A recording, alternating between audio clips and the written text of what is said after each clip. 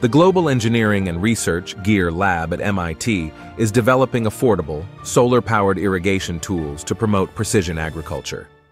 These tools aim to increase water efficiency in farming practices, particularly for smallholder farmers in under-resourced and water-stressed regions. By using low-pressure drip emitters, systems-level optimization models, and low-cost precision irrigation controllers, GEAR Lab has reduced water consumption by more than 40%.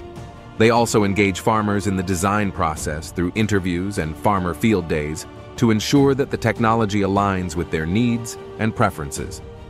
Additionally, artificial intelligence is used to calculate solar exposure and irrigation requirements, allowing farmers to control the system's automation.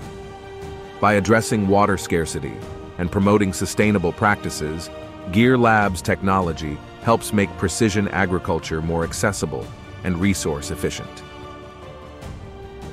If you enjoyed this video, please give it a thumbs up and subscribe to my channel for more great content.